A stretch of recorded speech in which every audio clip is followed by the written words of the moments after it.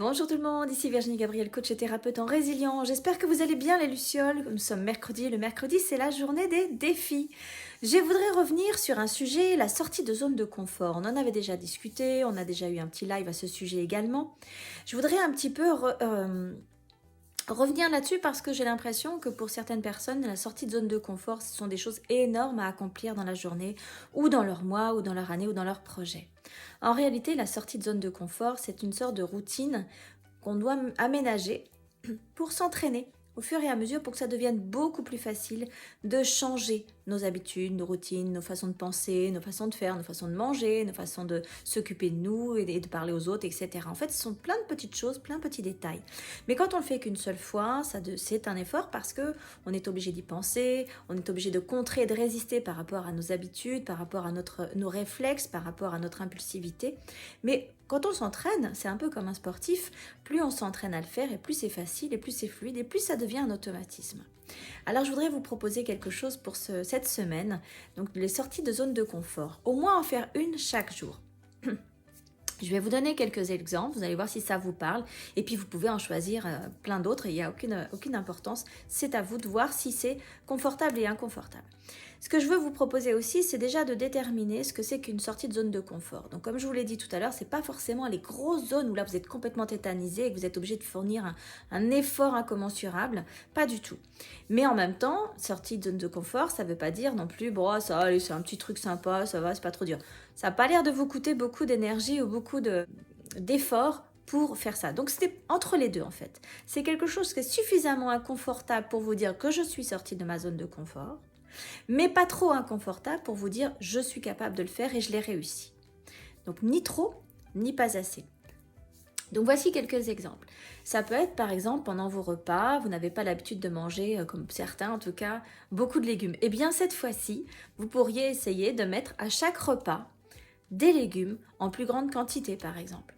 Pour d'autres, c'est peut-être manger un fruit chaque jour ou un fruit dans la semaine, peu importe. Voilà, ça vous permet d'avoir quelque chose de différent dans votre palais, d'éduquer en tout cas votre palais à d'autres goûts ou de goûter quelque chose de différent chaque jour que vous n'aviez jamais mangé. Goûter, ça ne veut pas dire apprécier, ça veut dire simplement goûter. Faire un effort de vous acheter des petites choses que vous n'avez pas l'habitude. Je ne sais pas, il y en a qui n'aiment pas les épinards, il y en a qui n'aiment pas les asperges, les endives, les fruits, plein de choses. Donc voilà, à vous de voir ce que vous aimez, ou des vieux légumes également.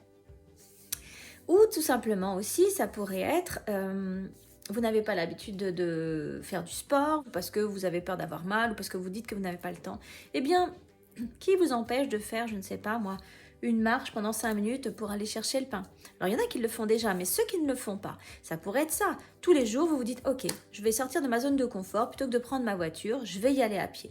Mais ça peut être faire une course, déposer un courrier, ça peut être, si vous habitez à côté de votre travail, même si vous êtes un petit peu, des fois un peu juste, vous pourriez vous dire, voilà, je vais me prendre 5 minutes plus tôt et comme ça, je vais y aller à pied. Ça peut être également dans votre façon de parler avec les autres personnes. Par exemple, vous vous rendez compte que vous avez un certain mécanisme, une certaine attitude avec certaines personnes qui vous sont proches ou moins proches ou dans votre travail. Et dans ce cas, vous pourriez tout simplement vous dire, voilà, aujourd'hui, je vais faire un compliment chaque jour à une personne ou de dire bonjour à une personne à qui vous n'adressiez peut-être pas la parole parce que vous passez à côté et c'est tout simple. Voyez ce qui se passe également, parce que parfois, ne serait-ce que vos petits changements ont une répercussion chez les autres et ça peut également aussi leur faire du bien et être une vraie contribution dans leur vie. Donc ça peut être intéressant d'observer les deux faces de votre côté et du sien. Mais ça peut être également, par exemple, sortie de zone de confort, faire une démarche que vous n'osiez pas faire ou téléphoner à quelqu'un que vous n'osiez pas appeler. Vous voyez, encore une fois, démarrer progressivement, démarrer tout doucement. C'est-à-dire que si vraiment vous n'osez pas, ça vous tétanise, ça vous stresse, alors soit vous faites un travail sur vous pour gérer vos émotions, et là vous y allez, soit c'est vraiment inconfortable, mais commencez peut-être déjà à écrire ce que vous voulez dire. Puis à un moment donné, peut-être demander des nouvelles par l'intermédiaire de quelqu'un, ou trouver une solution pour rencontrer cette personne dans un lieu qui vous est agréable. Voilà, toutes ces petites choses en fait qui vont faire que dans votre quotidien, tous les jours, vous aurez quelque chose de différent de nouveau. Et en fait, c'est très bon d'avoir ce genre de choses. Pourquoi? Parce que ça habitue votre cerveau à être un petit peu perturbé. Lui, le cerveau, il est très binaire, hein, c'est un 0 et un 1, souvent on dit ça. Mais parce que simplement, il est habitué, il a un certain confort, il est habitué à certaines attitudes, à vos mots, il est habitué à avoir toujours les mêmes routines, à repérer, à être avec plein plein de repères dans sa journée, qu'ils soient physiques, géographiques, les sons de voix, etc. Et hop, dès que vous sortez un petit peu de cette routine, dès que vous sortez un peu de vos habitudes, c'est un petit peu la jungle, il se demande ce qui se passe, etc. Et bien justement, moi je vous propose de un peu faire différemment pour l'habituer au changement.